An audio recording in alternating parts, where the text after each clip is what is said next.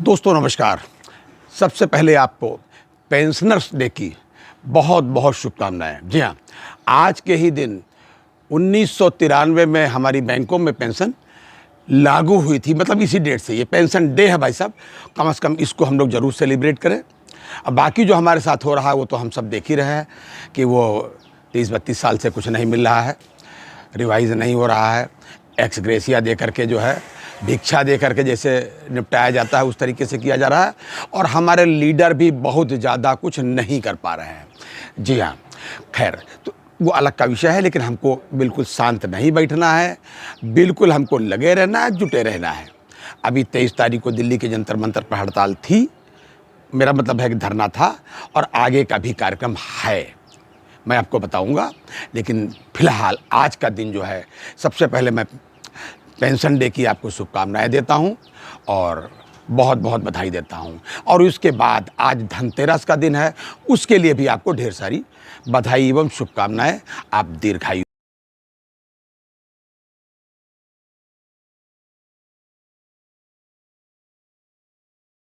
एक बात मैं आपको छोटी सी बता दूं भाई साहब, कि एक वित्त मंत्रालय ने आदेश जारी किया है, हमारी वित्त मंत्री निर्मला सीतारमण जी ने डीएफएस के जरिए, कि बैंकों में जो नॉन परफॉर्मिंग लोग हैं, मतलब इनको नौकरी से निकाल दिया जाए। तो उनको लगता है कि बैंकों में भी कोई नॉन परफॉर्मिंग मिल सकता है। बिल्कुल भाई साहब नहीं। एक एक आदमी 2-2, 3-3 गधे से ज़्यादा काम करता है हमारा बैंक का स्टाफ जो है भाई साहब, इतना उसके ऊपर वर्कलोड लदा हुआ है जी। और उसके बाद आप ये कह रहे हैं स्टाफ की शॉर्टेज है। आपने उसमें छांट दिया कि एसबीआई में अगर इतने साल तक हो, ऑफिसर्स का इतने साल तक हो तो हो जाएगा, है 58 साल तक हो या 25 साल की नौकरी हो, है ना। कमर्शियल बैंक जो अननेशनलाइज्ड बैंक में इनमें 57 साल तक की हो, या जो है 30 साल की नौकरी हो, उनका आप रिटायर कर देंगे। स्टाफ के लिए अलग नियम बना रखें।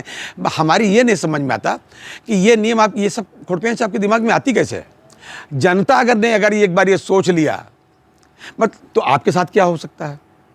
अगर जनता ने सोच लिया कि आपने तो निकाल दिया इस तरीके से, आप कितने परफॉर्मर है, आपका मतलब है लीडरान नेता हमारे कितने परफॉर्मर है, ये जरा सोचें। एक नेता 5 साल के लिए जब चुना जाता है, तब उसका घर कैसे भर जाता है कुछ बताने की जरूरत नहीं। मैं किसी व्यक्तिगत नेता पर बात नहीं, ये जो मेजॉरिटी है उस पर बात कर रहा हूं। और बैंकर्स का क्या होता है, रिटायरमेंट के बाद भी उनकी नौकरी के बाद में उनकी रोटी चलना मुश्किल हो जाता है। खैर 27 तारीख को CH वेंकटचलम साहब ने एक जो है सर्कुलर जारी किया इसके विरुद्ध।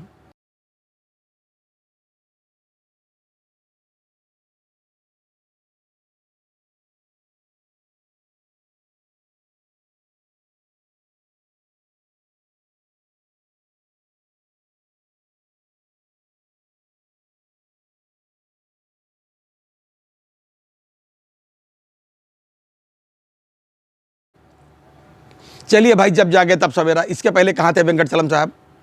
जब क्लरिकल स्टाफ पर हमारे यही 12th BPS में ढेर सारा काम लाद दिया गया कि आप ये भी करेंगे, इतना भी पास करेंगे, और भी काम लाद दिए गए। जब उस समय भाई साहब कहाँ थे? जब रिव्यू किया गया अप्रैल में, झूठे फर्जी तरीके से रिव्यू किया गया हमारे पेंशनर्स का जो है एक्स ग्रेसिया का, क्या हुआ भाई साहब? 5 डेज बैंकिंग का क्या हुआ? 1.5 साल से भाई साहब आप तब बात नहीं जगे। आप नेतागिरी करते हो। कैसे आप नेता हो भाई? आप भूल गए AIBEA का कौन सा रोल था? वो रोल AIBEA का जिसकी बदौलत पेंशन मिली भाई साहब, और एक आप हैं भाई साहब। सोचिए जरा साहब। बहरहाल मैं आज केवल आपको जो है इतना ज़रूर बताऊंगा कि ये सोच लीजिए और सोचिए, बार बार सोचिए कि ऐसा आपके ही साथ क्यों होता है। मैं जो जान सका हूँ, मेरा जो अपना अध्ययन रहा, मेरे अपने मित्रों के बीच में जो डिसाइड हुआ या जो डिस्कशन हुआ, उसका जो नतीजा निकला, जो निचोड़ है, वो मैं आपको बताता हूँ। मेरी समझ में ये आया कि आपके बीच का कोई भी आदमी न तो भाई साहब लोकसभा में है, न किसी विधानसभा में है, न विधानसभा में परिषद में है, और न आपका राज्यसभा में, कहीं नहीं भाई साहब है। मेरा आपसे निवेदन है, जब कभी कोई बैंकर साथी जिसने आपकी तकलीफों को जिया हो, देखा हो, और देखा नहीं खाली जिया भी हो, देखा तो सबने है, वो अगर कहीं हो, उसको किसी भी तरीके से आप लोकसभा, विधानसभा, विधान परिषद, जब मौका मिले तो उसको उसमें घुसेड़िए। एक आदमी आपकी बात तो कह पाए वहाँ, आपकी बात कोई कहने का, सुनने वाला कोई नहीं, कहेगा क्या? आप जंतर मंतर पर चिल्लाते रहे तो बिल्कुल बगल में पार्लियामेंट है, वहाँ तक आपकी बात पहुँचती नहीं है, क्योंकि पत्रकारों को भी आप पैसा नहीं दे पाते हो। पत्रकार भी अब वो वाले नहीं बचे भाई साहब। पत्रकार भी बिना पैसे लिए आजकल, माफ़ करिएगा, मैं सारे पत्रकारों की बात नहीं कर रहा, मैं कुछ बचे खुचे ईमानदार पत्रकारों की बात नहीं कर रहा, लेकिन ऐसे पत्रकार हैं जो आप जंतर मंतर और पार्लियामेंट के बीच में कितना अंतर है भाई साहब? अभी आप कितने पेंशनर्स वहाँ पहुँचे 23 तारीख को? हजारों की संख्या में सब भरा हुआ था। कौन कौन से अखबार में कितना बड़ा निकला, कौन कौन से टीवी में क्या न्यूज़ आई भाई साहब, कुछ मतलब शर्म आती है इस बताने पर। ऐसी पत्रकारिता पर चौथा स्तंभ लोकतंत्र का कहते हैं भाई साहब। खैर, उनकी गलती मैं क्यों दूं, मैं तो हम लोग अपनी गलती दें, खुद को रिव्यू करें, खुद को देखें कि हमारे बैंकर स्टाफ अपने अधिकारों के प्रति कितने जागरूक हैं।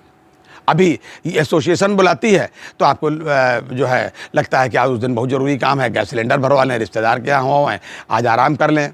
और जिस दिन आरएम साहब, जेडएम साहब, जोनल मैनेजर साहब को बुला लें, खास एक आदमी को फ़ोन करते हैं, वो सबको बता देता है कि साहब ने कहा है, बिल्कुल सब हाजिर हो जाते हैं।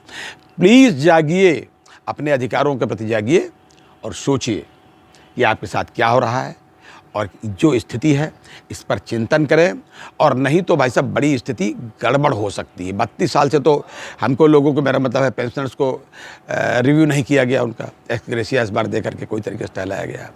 तो इस अपडेट के साथ मैं पुनः एक रिक्वेस्ट करूंगा कि मैं जो समझ पाया हूँ उसको आप भी चिंतन करें कि आपके साथ का कोई आदमी लोकसभा, विधानसभा, विधान परिषद में नहीं है। जब मौका लगे अपने बीच के साथियों को वहाँ अवश्य पहुँचाइए। कोई तो एक आदमी तो खड़ा होकर कहे ये बात गलत है। लोकसभा में किसी ने कहा, राज्यसभा में किसी ने कहा कि ये बात गलत है, और ये नेता लोग कितने नॉन परफॉर्मर है, इनके बारे में कोई कुछ बताएगा? तो भाई साहब केवल यही कहूँगा कि आप थोड़ा सा चिंतन करें। ये था आज तक का अपडेट। अगली बार किसी अन्य अपडेट के साथ फिर हाजिर होऊंगा। तब तक के लिए इजाज़त दीजिए, और हाँ, अपनी सेहत का पूरा ध्यान रखिए। जय हिंद, जय भारत, नमस्कार।